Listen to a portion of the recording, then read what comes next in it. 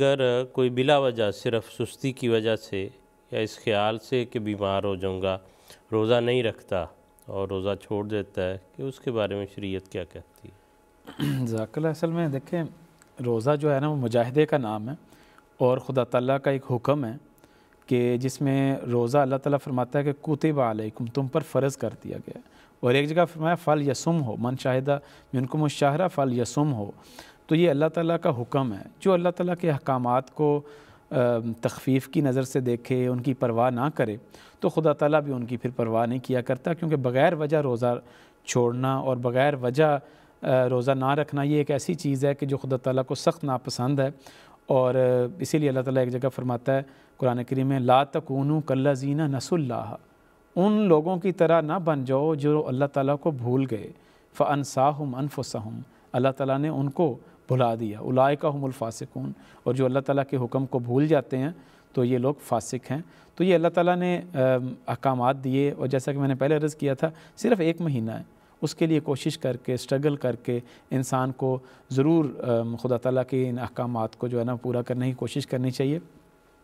बाकी जहाँ तक इस बात का ताल्लुक़ है कि अगर कोई इस डर की वजह से या इस खौफ की वजह से कि मैं कहीं बीमार ना हो जाऊँ और इस वजह से रोज़ा नहीं रखता, तो ये जो खौफ है या ये जो डर है, ये शरीयत के मुताबिक बिल्कुल नहीं है, दुरुस्त नहीं है। क्योंकि कुरान करीम में ये लिखा है, जैसा कि ज़हीर खान साहब ने भी बड़ी तफसील से वजाहत की, कि अगर तुम मरीज़ हो जाओ तो फिर तुम रोज़ा जो है ना वो छोड़ सकते हो, ना ये कि मरीज़ होने के डर से ही रोज़ा छोड़ दो।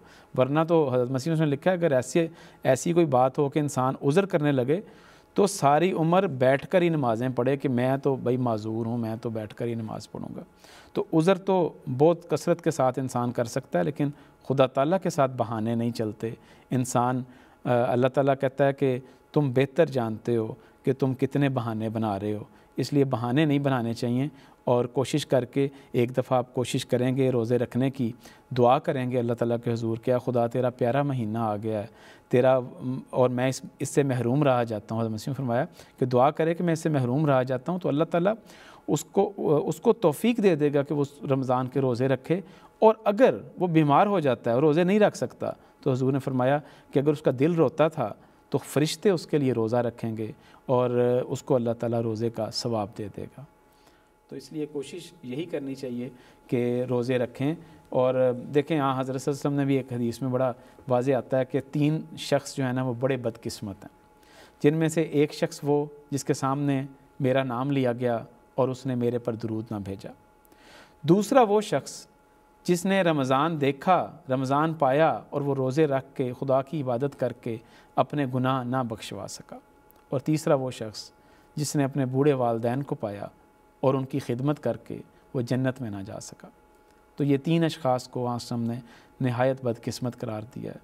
तो हमें चाहिए कि हम इस हुक्म पर अमल करें और उन बदकिस्मत लोगों के ज़ुमरे में शामिल ना हों जिनके बारे में आसम ने ये वईद फरमाई है। जज़ाकल्लाह मंसूर साहब।